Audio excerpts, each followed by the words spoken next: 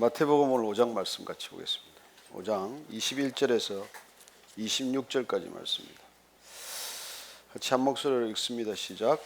옛사람에게 말한 바 살인하지 말라.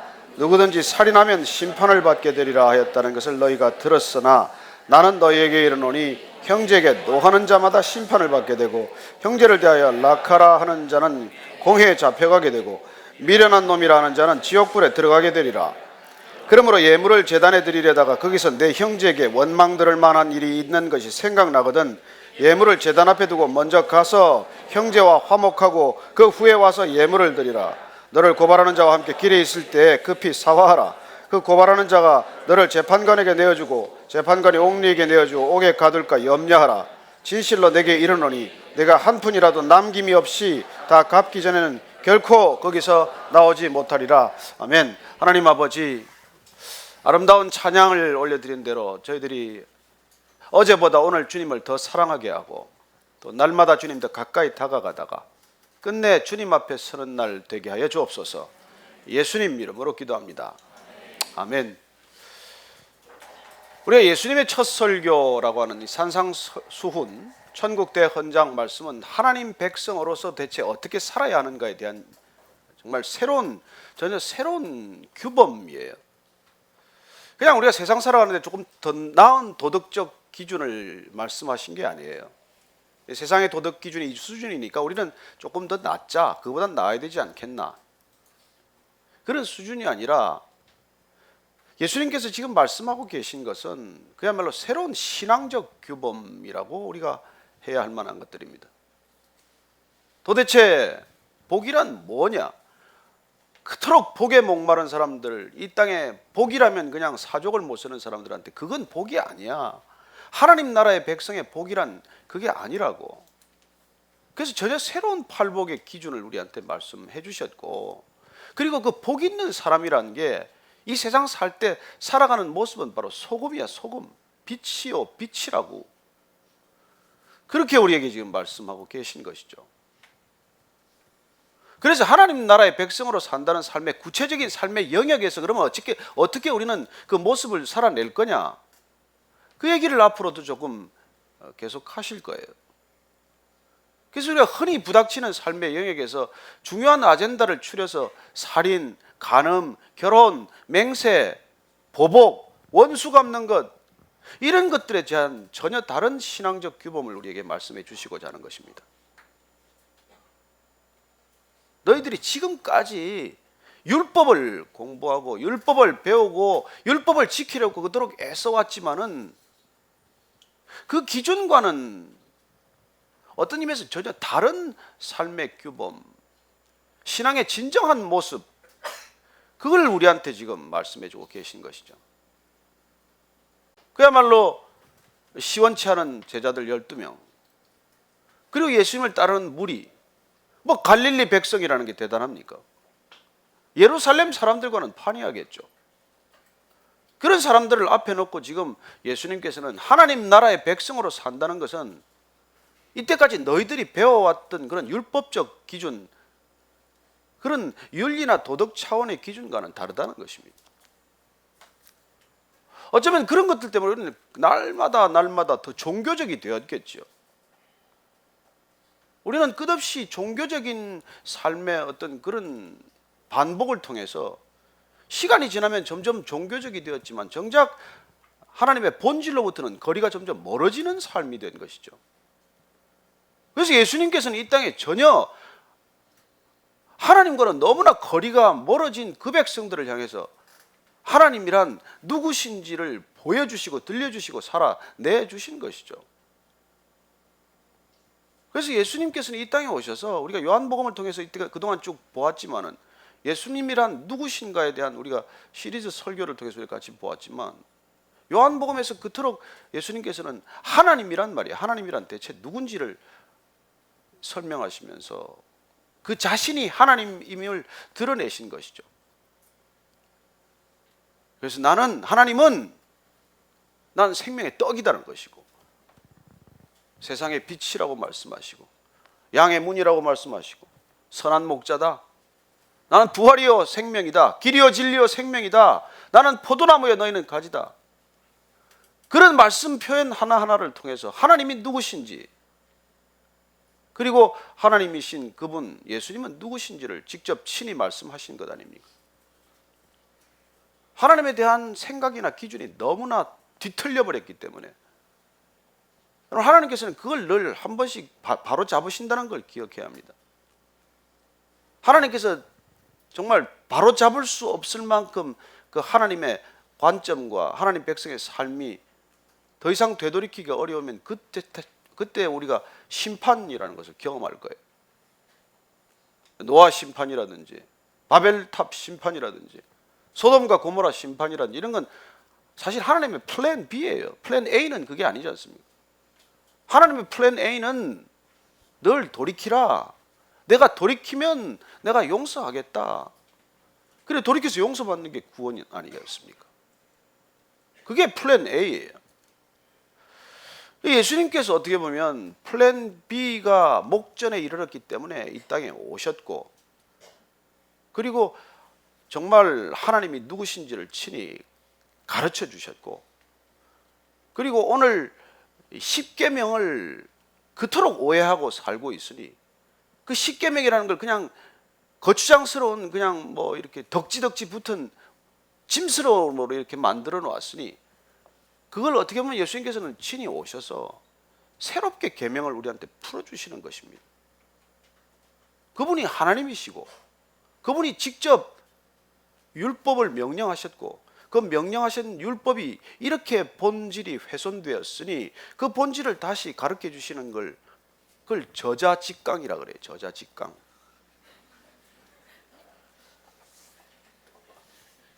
율법이란 예수님께서 친히 선포하신 거예요. 뭐예요? 그게 하나님에 관한 것 아니에요. 하나님과 인간이 관계 맺는 방식. 나 이외에 다른 신을 두지 말아라. 우상 만들지 말아라. 이름을 헛되이 함부로 부르지 말아라. 안식일 지켜라. 그리고 그 신앙의 고리가 되는 부모님 제발 공경해라. 부모 떠나서 무슨 신앙이 있어요? 그리고 6계명부터 시작되는 10가지 그 계명은 후반부 5개 계명은 사실 나와 타자와의 관계예요. 나와 이웃과의 관계예요. 공동체 속에서는 우리가 어떻게 관계를 맺고 살 것인가에 관한 계명이죠. 그래서 그 5개 나머지 계명은 어떻게 보면 이웃 계명이라고 부를 만해요.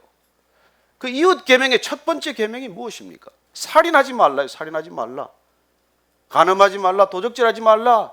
거짓말하지 말라. 이웃의 것을 탐하지 말라. 그리고 그 5개는 이웃과 관계 맺는 방식에 관한 이웃 계명이란 말이죠. 그 중에 첫 번째 이웃과 관계 맺는 방식에서 가장 중요한 게 뭐냐? 어떻게 보면 공동체를 위한 첫 번째 계명은 살인하지 말라는 말이에요. 근데 그 계명이 본질이 뭔지를 오늘 예수님께서 완전히 우리를 새롭게 빚어주실 것입니다. 오늘 그 21절 말씀 한번 같이 읽으십시다. 다시 읽습니다. 시작. 옛사람에게 말한다. 살인하지 말라. 누구든지 살인하면 심판을 받게 되리라 하였다는 것을 너희가 들었어요. 지금까지 들은 게 뭐냐면은 살인하지 말라. 누구든지 살인하면 심판을 받게 되리라. 우리가 출애굽기를 보면, 민수기를 보면 6번째 계명은 한 줄이에요. 그냥 살인하지 말라예요. 그러나 살인하면은 어떤 페널티가 있는지, 처벌이 있는지를 다시 출애굽기나 민수기에서는 부연 설명하고 있어요. 그것도 율법이에요. 그러나 그 율법을 우리가 보면 그 율법에 주목을 해서 살인이라고 하는 본질을 벗어나서 살인죄, 그리고 살인죄를 처벌하는 벌에 우리가 점점 관심을 갖게 되는 것이죠. 그래서 출애굽기 21장 12절 이하를 제가 읽어드릴게요. 거기 보면은 사람을 쳐 죽인 자는 반드시 죽일 것이나 만일 사람이 고의적으로 한 것이 아니라 나 하나님이 사람을 그의 손에 넘긴 것이면 내가 그를 위하여 한 곳을 청하리니 그 사람이 그리로 도망할 것이며 사람이 그의 이웃을 고의로 죽였으면 너는 그를 내 제단에서라도 잡아내려 죽일지니라. 사람을 쳐 죽이면 반드시 죽여야 한다. 그러나 고의성이 없다면 그는 도피성으로 도망갈 것이다.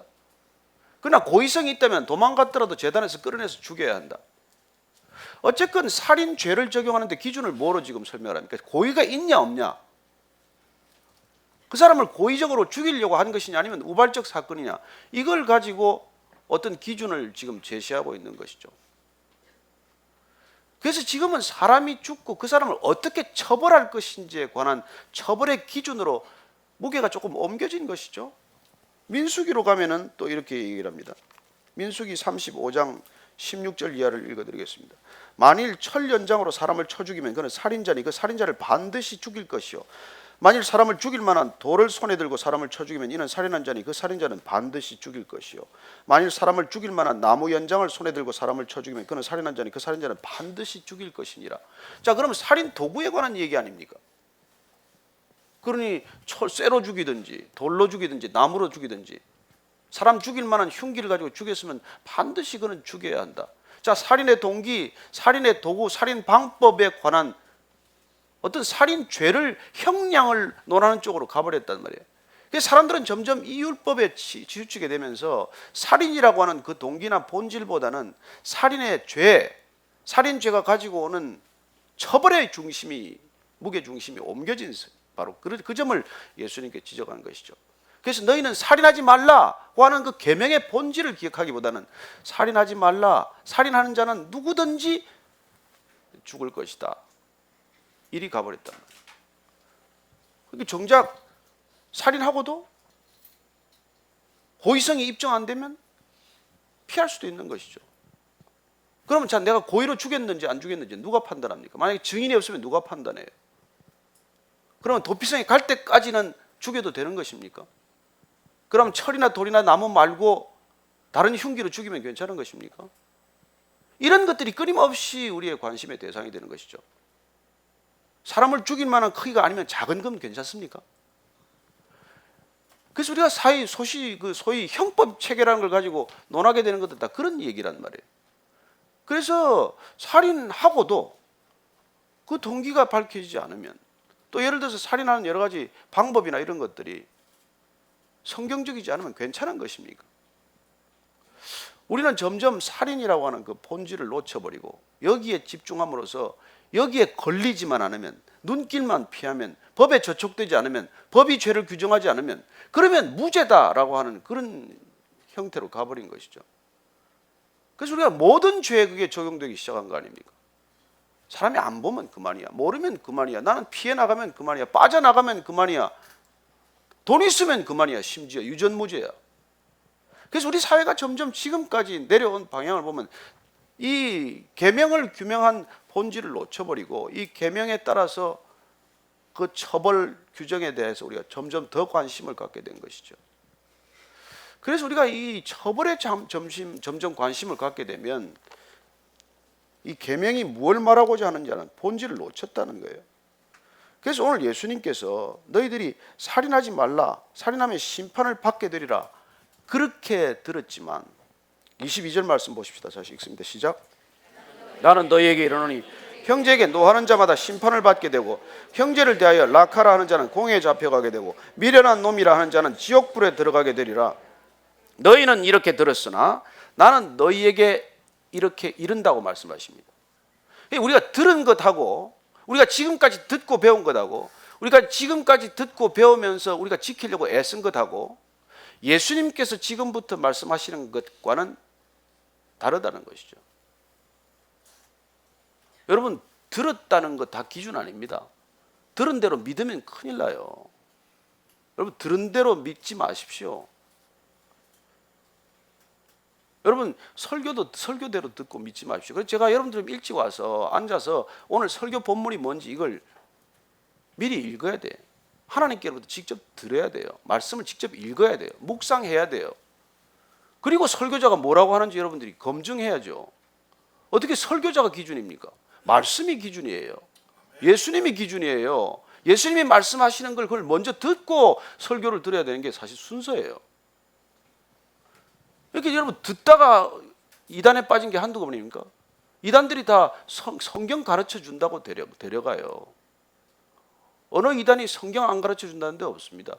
그러나 자기들 방식대로 자기들이 원하는 대로 자기들이 가르치고 싶은 대로 이미 계획과 목적을 가지고 가르쳐서 쇠뇌하는 것이지, 여러분 쇠뇌가 되면 비판의식은 사라지고 기준 자체가 사라지고 질문이 사라져요.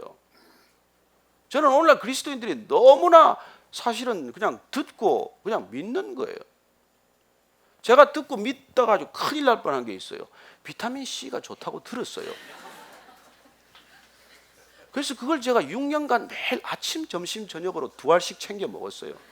아니 제가 챙겨야 아니라 아내가 워낙 저를 사랑하니까 끼니 때만 되면 보약 주듯이 그걸 늘 2알씩 먹었어요. 이유도 없이 손이 다 갈라지고 피부가 가렵기 시작하는데 병원을 가도 알 수가 없고 이유를 알 수가 없어요. 그러다가 어느 날 우연히, 정말 우연히 비타민 C가 몸에 안 좋을 수도 있다는 것, 내게 해롭다는 걸 듣게 되었어요. 끊었어요. 3개월 만에 모든 피부병이 사라졌어요. 여러분, 들은 대로 믿었다가 제가 죽을 뻔했다고요. 얼마 전에도 제가 그런 사람 하나 또 가르쳐 줬어요. 그 사람이 막 이런 그 고통을 하소연하길래 제 경험을 얘기를 해줬어요. 여러분, 나는 이렇게 들었으나, 지금까지 너는 그렇게 들었으나 나는 지금 이렇게 말한다. 비타민 C는 모두에게 좋은 것이 아니다. 이게 지금 예수님께서 그렇게 말씀하시는 것이죠. 네? 그래서 이 지금 살인하지 말라, 살인하면 누구든지 심판을 받게 되리라고 하는 말의 본질은, 그건 말이야, 형제에게 분노하지 말아라. 형제에게 분노하는 자마다 심판을 받게 된다는 말이야. 그래서 살인의 본질이, 살인의 뿌리가, 살인의 시작이 분노에 있다고 하는 살인의 동기 쪽으로 다시 관심을 확 끌고 가는 것이죠. 우리는 살인만 안 하면 다 죄가 없다고 생각을 해요. 나는 이때까지 살인한 적, 여기 누가 살인하고 여기 앉아 있겠어요? 사람 직접 죽이고 여기 앉아 있는 사람 계십니까? 아니, 예수님께서 살인하지 말라고 말씀하신 이 설교 듣는 사람도 누가 살인한 사람은 없어요. 그러면 다 해당 나하고 관계없는 율법입니까? 그렇게 생각한 게 바리새인들이란 말이에요. 나는 평생에 사람 죽인 적 없어. 그러나 예수님께서 살인하지 말라고 하는 하나님의 명령의 본질은 뭐냐? 그건 형제에게 분노하지 말아라. 분노하게 되면 내가 형제를 낙하라고, 골이 비었다고 욕하게 되고 말이지, 미련한 작자라고 욕을 하게 되고, 비난하게 되고, 무시하게 되고, 경멸하게 되고, 이런 것들이 살인의 본질이야, 이 말씀을 하고 계신 거란 말이에요. 그러니 내가 물리적으로 사람을 죽였나 안 죽였나가 중요한 게 아니라, 내가 인간을 경멸하고 무시하고 멸시하고 그 사람을 뒤돌아서서 욕하고 바보라고 하고 골이 비었다고 하고 형편없다고 하고 그런 얘기를 하면 그게 다 살인이라고 말씀하고 계신 것이죠. 그러니 이건 단순히 도덕적 차원을 조금 높이는 얘기가 아니란 말이에요. 그래서 예수님께서 진짜 친히 오셔서 저자 직강, 특강을 통해서 하시는 말씀의 핵심은 뭡니까? 살인하지 말라고 하는 계명의 본질은 누군가를 무시하고 경멸하지 말라는 것이고, 생명을 그렇게 가치 없이 여기지 말라는 거예요. 얼마나 놀라운 선언입니까?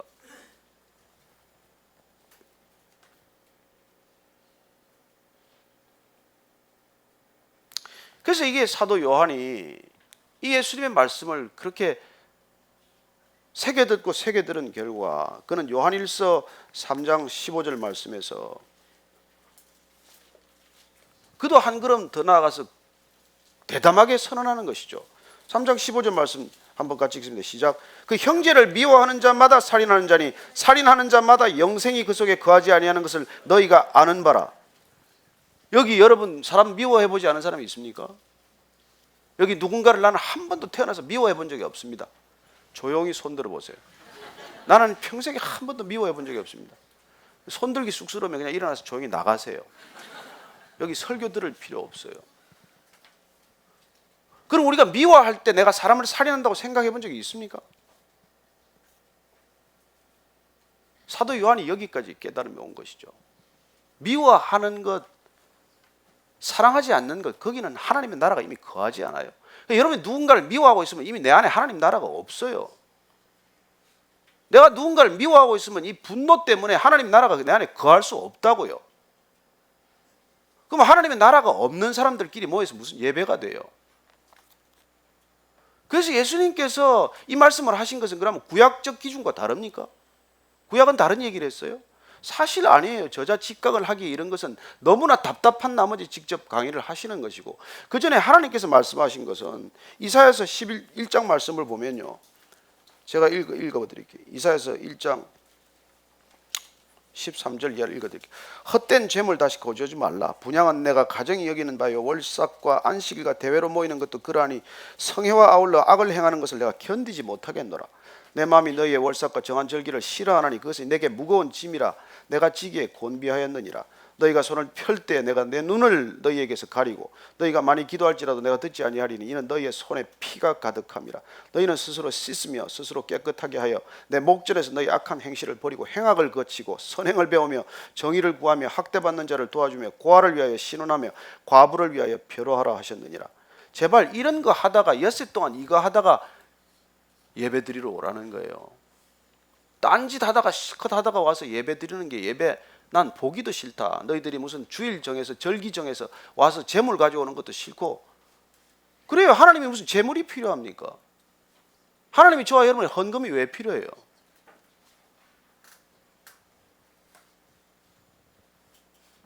구약의 하나님은 무슨 예수님과 다르지 않아요. 하나님께서 그래서 우리가 예수님께서 새롭게 해석해 주시는 살인하지 말라, 이거는 인간에게 대해서 분노하지 말라는 말씀이란 말이에요. 그 분노가 바로 살인과 동의어나 마찬가지라고 지금 말씀하시는 것이죠. 창세기 4장 7절에 왜 가인의 살인을 합니까? 첫 살인이죠. 인간이 왜 살인하게 되었습니까? 같이 제물 드렸어요. 그런데 하나님께서 아벨과 아벨의 제물은 받으셨는데 가인과 그 제물은 받지 않으셨어요. 그래서 가인이 화가 났어요. 화가 났더니 하나님께서 뭐라고 하십니까? 내가 읽어드릴게요. 하나님께서 가인한테 말이죠. 여호와께서 가인에게 이르시되 내가 분하여 하면 어찌 됨이며 안색이 변하면 어찌 됨이냐. 내가 선을 행하면 어찌 낯을 들지 못하겠느냐. 선을 행하지 아니하면 죄가 문에 엎드려 있느니라. 죄가 너를 원하나 너는 죄를 다스릴지니라. 하나님께서 가인 얼굴 낯색이 변했어요.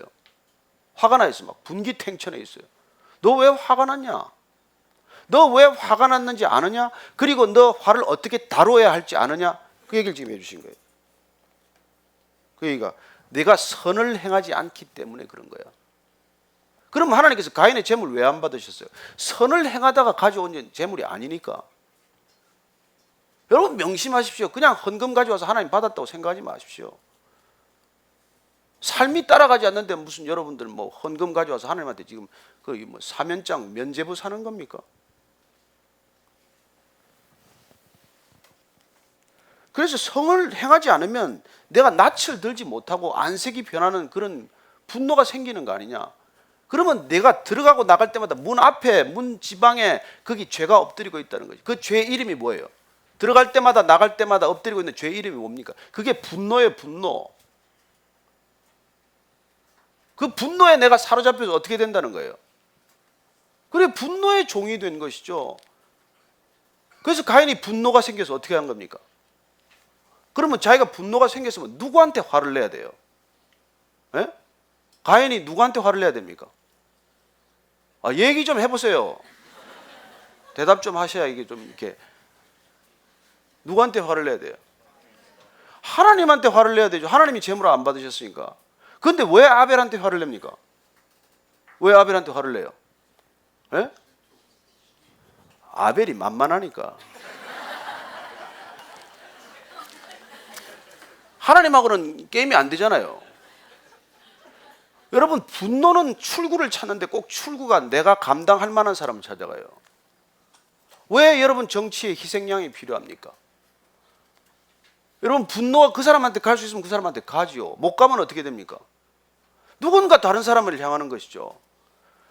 그래서 사단장 부인이 화를 내면 사단 사병까지 다 얻어맞는 거 아니에요?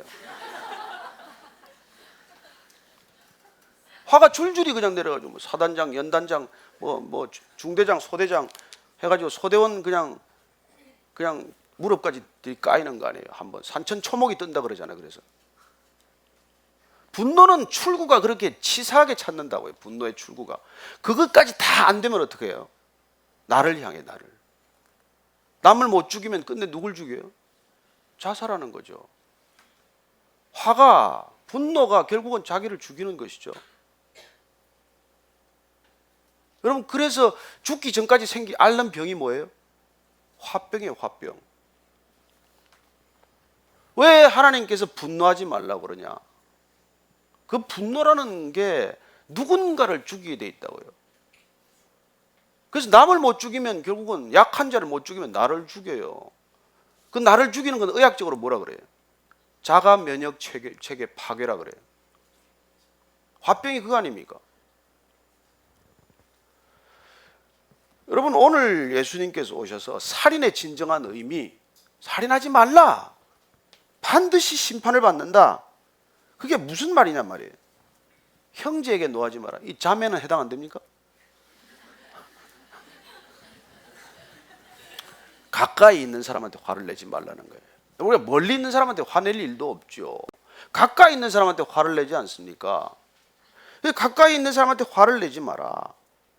제발 형제를 말이야 골비였다고 말하지 말고, 그러다가 사내들인 공에 잡혀가 미련한 놈이라고 하지 마, 지옥불에 들어가, 이렇게 극단적이고 과격한 표현을 쓰잖아요. 예수님께서 점잖게 얘기하십니까? 저보다도 더 과격해요. 저는 이 정도까지는 안 해요. 그 예수님이 강하고 단호하게 말씀하시는 이유는 이게 그만큼 중요하다는 뜻 아니에요. 그 이게 분노에 대한 그러면 처방이 뭐예요? 어떻게 하라는 거예요? 23절 24절 읽습니다. 시작. 그러므로 예물을 제단에 드리려다가 거기서 내 형제에게 원망 들을 만한 일이 있는 것이 생각나거든 예물을 제단 앞에 두고 먼저 가서 형제와 화목하고 그 후에 와서 예물을 드리라. 이 말씀도 보통, 이게 지금 보통 말씀이 아니에요. 지금 갈릴리에서 지금 산에 올라가서 지금 제자들한테 얘기하시는 거예요. 근데 예물을 드리러 간다는 건 어디까지 갔냐면 예루살렘 성전까지 갔다는 뜻이에요. 그러면 예물 드리러 가려면 여러분, 이스라엘 백성들이 그 재물 잘 챙겨서 갈릴리에서 예루살렘까지 서둘러 가도 사흘 길이에요. 가는 동안 재물이 다치면 안 돼. 양이든 뭐든 그걸 그냥 끔찍히 그냥 흠없이 잘 보존해서 가서 제사장한테 그 흠없는 제물로 이제 그 도장을 받고, 그리고 이제 제물을 드리려고 하는데 생각이 나서 누군가의 마음을 어렵게 하고 누군가를 낙하라 부르고 미련한 자라고 불렀다는 생각이 나거든. 그럼 어떻게 해야 돼요? 그 자리 그냥 그렇게 예물을 놓고 다시 사흘 길을 돌아가서 갈릴리로 돌아가서 그 형제한테 찾아가서 화해하고 오라는 거예요. 화해하고 오라는 거예요. 자, 그러면 오늘 이 말씀대로 여기 오늘 한번 해보십시다. 지금 형제를 어렵게 한 사람이 있으면 다 일어나서 가서 화해하고, 그 사람이 뭐 광주에 있으면 광주까지 내려가든지 가고, 미국에 있으면 지금 LA까지 가서 화해하고 와서 예배를 드려야 될 거 아니에요. 이렇게까지 말씀하시는 이유가 뭐예요? 그 문제가 해결이 안 되고 무슨 예배가 되냐는 거예요. 내 안에 그런 분노가 해결이 안 되고 형제들하고의 어려운 관계를 통해서 지금 내 마음이 힘들어 있는데 무슨 예배라고 지금 주장하고 있냐는 것이죠. 그러니 저와 여러분이 뭐 주의를 성수한다, 뭐 무슨 뭘 한다, 내가 헌신을 한다, 무슨 이런 건 뭐 그 차원의 얘기가 아니에요. 그거 아무 소용 없어요. 그 사도 바울이 내가 뭐 그렇게 네 안에 아무것도 해결이 안 되고 나서 네 몸을 불살하게 내어주면 무슨 소용이 있고, 네가 있는 것으로 모두 구제하면 네한테 무슨 유익이 있냐고 말씀하는 것이죠.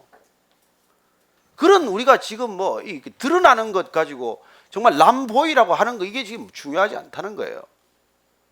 지금 하나님께서는 내 안에 중심을 보고 계시고, 예수님께서는 지금 내 안에 해결되지 않은 문제가 있는데 뭘 지금 더 하겠다고 하는 것이냐, 그 얘기를 하는 것이죠.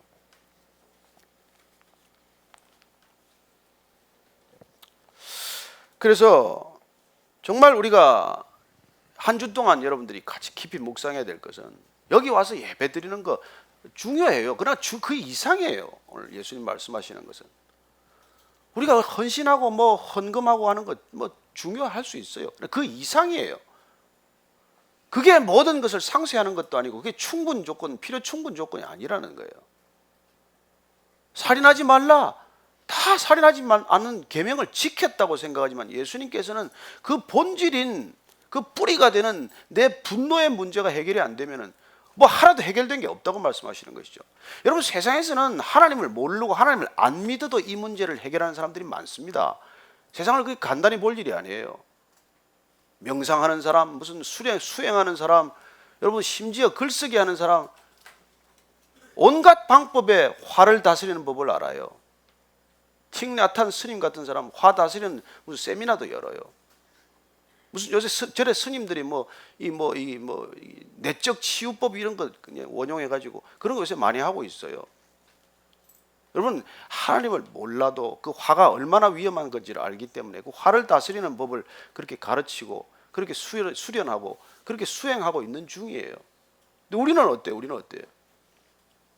우리는 화내는 걸 살인한다고 전혀 생각지도 않고 사는 사람들이에요.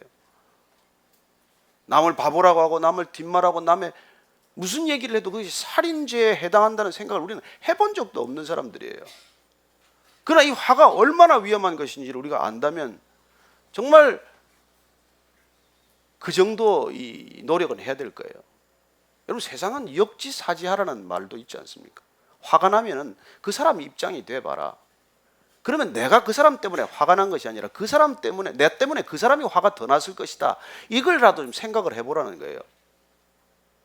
세상에 지혜로운 말들이 있지 않습니까? 어떤 사람은 그래요. 화가 나면 10번 세라. 하나, 둘, 셋. 10번까지 안 되면 어떻게 해요? 100번 세라. 98, 99, 100. 안 되면 어떻게 해요? 1000번까지 세라. 그렇게 해서라도 화를 컨트롤하라는 것이죠. 여러분 징기스칸도 한번 화를 냈다가 일생 동안 깨달은 사람이에요. 그 사람이 매 사냥을 하다가 매가 이제 목이 마르니까 물을 한 컵 마시겠다고 바위 틈에 그렇게 물이 한 방울씩 떨어지는 그 물을 받았는데 매가 이상하게 그 물을 쳐서 컵을 떨어뜨린 거예요. 또 받았는데 또 그걸 또 떨어뜨린 거예요. 그래서 화가 나서 그는 칼로 매를 죽입니다. 자기가 사랑하는 그 사냥하는 매를 죽여버려요. 그리고 나서 물을 받다가 갑자기 이상한 생각이 들어서 물 위를 보니까 물 위에 그 근원에 독이 가득한 독뱀이 죽어 있는 걸 본 거예요. 그래서 징기스칸이 그날 이후로 결심합니다. 그리고 본인은 그걸 좌우명으로 삼습니다. 화가 났을 때는 아무것도 결정하지 마라. 징기스칸이 하나님을 믿었습니까? 예수님 만났습니까? 여러분 그 예수님을 몰라도 그런 정도는 깨닫는 게 세상이에요. 그러면 예수님의 말씀은 뭐예요? 그 이상이에요. 그 이상. 하나님의 말씀은 그 이상이라고요. 그래서 화가 나는 이유는 내가 선을 행하지 않아서 그래. 선을 행한다는 게 선행입니까? 아니요. 선을 행한다는 것보다도 더 중요한 것은 하나님을 묵상하는 거예요. 하나님을 바라보는 것입니다. 인간은 자기 자신을 쳐다봐야 선함이 없어요. 나를 쳐다보고 내 필요에 의해서 내 감정에 움직여서 선행을 베풀었다고 말하지 마십시오. 내 취미생활 하는 거예요.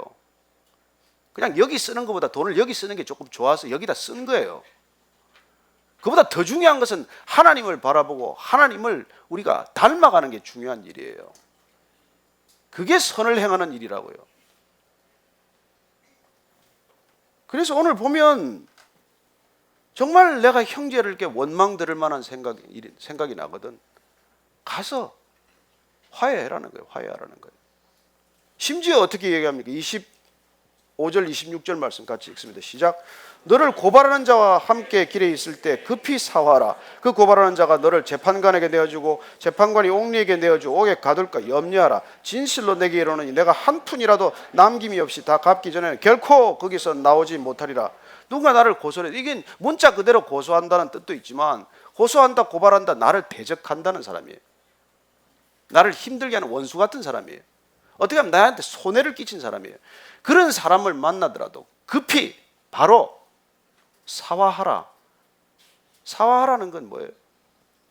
그 사람과 관계를 풀으라는 말이에요. 관계를 풀어라. 그 사람과 관계를 풀어라. 조금 더 깊은 뜻은 그 사람과 친구가 되라고 말씀하시는 것이죠. 나중에 예수님은 원수를 사랑하라고까지 말씀하실 거예요. 그러나 지금 오늘 이 말씀의 부분에서는 어려운 사람, 관계가 어려운 사람, 나를 손에 끼치고 나를 힘들게 하고 보면 원수 같은 사람, 그런 사람 만나더라도 그 사람하고 어떻게든지 관계를 풀고 그리고 그 사람을 친구로 만들라는 거예요. 여러분 원수 같은 사람 친구 되면 얼마나 큰일이 일어날까요? 그 옛날에 링컨 대통령이 국방장관 임명한 사건 그런 거 그렇지 않습니까? 가장 자기를 그렇게 비판하고 어렵게 했던 사람 선거 끝나고 나자마자 국방장관으로 앉혔더니 그게 다 전쟁 잘 치렀다는 얘기 듣지 않았습니까? 원수를 친구로 만들면 여러분 상상할 수 없는 일이라는 것이죠. 제가 뭐 간증거리가 많지만 여러분들 시간이 없어서 뭐 말 안 하겠지만은 여러분 그렇게 말이죠. 급히 관계를 개선하래 급히. 왜냐하면 그 문제 오래 가지고 있으면 결국 고소 사건 되고 재판 사건 되고 그러면 너 재판관이 너 잘못하면 옥에다가 내어줄 것이고 감옥에 들어갈 것이고 감옥에 가면 네가 모든 것 다 청산될 때까지 거기서 못 나오지 않냐. 그렇게 어려우고 엉키고 얽힌 삶을 왜 살려고 하느냐. 그 말씀이죠.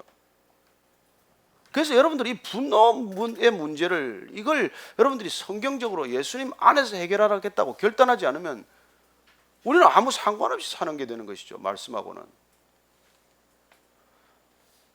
이 말씀을 또 우리가 시작하면서 어떤 분이 이게 복이 있는 사람 말씀 들으면 복을 묵상하고 또 지난주는 뭐 빛처럼 살려고 소금처럼 살려고 애를 썼다고 뭐 이제 이런 말씀도 하시는데 또 한 주간 그렇게 숙제예요. 분노는 어쩌면 자연스러운 감정이에요. 앵거는 있을 수 있잖아요. 하나님 그것도 주신 감정이죠. 하나님도 진노하시는데 뭐. 그런데 그 분노가 왜 문제가 되냐면 그게 죄로 연결되지 말라 그 뜻이 아니에요. 분노를 가지고 죄를 만들지 말아라.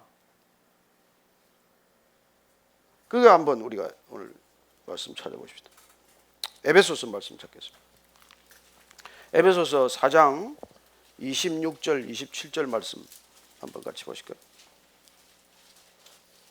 자, 바울이 본인도 화를 냈어요. 바나바하고 한판 붙기도 하고 말이죠. 마가 돌아가는 밤에 열받아가지고 그냥 뭐 저 녀석하고는 절대 내가 선교 여행 안 다니겠다 막 이렇게 얘기도 했지만 나중에 이제 철들고 나서 26절 27절 얘기 쓴 것이죠. 시작. 분을 내어도 죄를 짓지 말며 해가 지도록 분을 품지 말고 마귀에게 틈을 주지 말라. 자, 화가 나는 앵거는 자연스러운 감정일 수 있지만은 그러나 이걸 가지고 죄를 짓지 말라. 여러분 화가 나는 사람마다 죄 짓지 않잖아요. 화가 나는 사람마다 입에 욕을 담지 않잖아요. 화가 나면 어떤 사람은 그냥 욕을 거침없이 쏟아붓죠. 욕을 끝없이 해대는 사람들이 있어요. 뭐 그렇게 쳐다보지 마세요. 저도 그랬던 적이 있습니다. 한 3분 정도 쉬지 않고 욕할 수 있었던 사람이에요. 분노하면 정상적인 단어 없이 욕만 가지고도 3분 정도 얘기할 수 있어요. 그러나 오늘 보니까 그걸 가지고 죄를 짓지 말라 했지 않았어요. 나는 죄를 지었단 말이에요. 그때 욕을 하는 건 죄를 짓는 거예요. 폭행을 일삼는 건 죄를 짓는 거라고요. 그러니까 우리가 화가 났을 때 죄를 짓지 말라는 게 이게 첫 번째. 두 번째는 뭐 해가 지도록 분을 품지 말래요. 여러분 그거 가지고 오래 있지 말라는 겁니다. 저는요 한번 화가 나면 일생 갑니다. 자랑 아니에요. 그 무슨 화가 나면 일생 평생 분을 품고 살아요. 그러지 말라는 거예요. 해가 질 때 그날로 당일로 해결하라는 거예요. 그 다음에 마귀에게 틈을 주지 말래.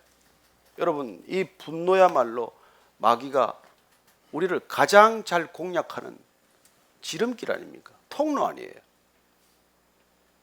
창세기 말씀은 바로 그 분노가 내 맨날 들어가고 나가는 문 바로 앞에 엎드리고 있다가 너를 덥석덥석 문다고 말씀하시는 것이죠. 그래서 오늘 우리가 결론은 무엇입니까? 살인하지 말라는 이 말이 너희들이 그 살인한다는 살인자가 되지 않았다는 그게 안심하고 그게 모든 계명을 지킨 것처럼 그렇게 살면서 평생도록 남을 시기하고 남을 분노하고 남을 원망하고 남을 비판하고 남을 뒷말하고 험담하고 하는 그런 살인죄에 준하는 그런 삶을 결코 살아서는 안 된다는 얘기를 하시는 것이죠. 우리가 오늘 이 말씀을 통해서 정말 단연코 결단해야 될 것은 우리가 정말 누군가를 돌아서서 이제 더 이상 험담하지 맙시다. 누군가를 더 이상 바보라고 얘기하지 맙시다. 바보라 그러면 나처럼 바보가 어디 있어요? 누구를 정말 뭐 이런저런 험담을 하면서 뒷말에서 그 뒷말이 돌아 들어가면 어떻게 되겠습니까? 저도 정말 그런 말 하다가 인생에 큰 손해를 본 일이 있어요. 괜히 가서 안 해도 될 말을 했는데 말이죠. 그래요. 목사인 저도 그런 실수를 하는데 우리 모두가 그런 실수를 다 할 수 있어요. 그러나 우리가 이 말씀을 다시 읽는 까닭은 저 자신도 생각지도 못했던 그 말씀이에요. 내가 누구 하나 그냥 한마디 한 게 그게 살인에 준한다는 이런 말씀을, 그게 살인의 본질이라고 하는 말씀을 우리가 잊어버렸기 때문에 너무나 쉽게 사람 얘기를 하고 사람한테 쉽게 분노하고 사람한테 내 분노를 그냥 쏟아버리고 말이죠. 함부로 말하고 무시하고, 여러분 사람 경멸하고 무시하고 가볍게 여기는 게 전부 살인에 준하는 행위다. 이게 오늘 얘기의 본질이에요. 그러니 누군가를 존중하되 정말 하나님 앞에서 하나님께서 나를 존귀히 여겨 주신 것처럼 누군가를 그렇게 존귀히 여기는 삶, 그게 공동체의 첫 번째 단추란 말이에요. 그게 살인하지 말라, 이 계명의 핵심이요 본질이라고 오늘 말씀해 주시는 것입니다. 저는 우리 모두가 이 살인하지 말라는 계명을 우리가 한 주간 동안 그냥 마음판에 새기면서 어떻게 해야 나는 이 살인에 준하는 행위로부터 자유로울 것인가, 벗어날 것인가 고민하고 그야말로 결단하고, 그리고 한 주간 이 말씀을 살아내는 한 주간 되기를 바랍니다. 그래서 제발 살인자로서 다음 주 돌아오지 않게 되기를 축원합니다. 오늘 같이 기도하실 때 정말 주님, 제가 몰랐습니다.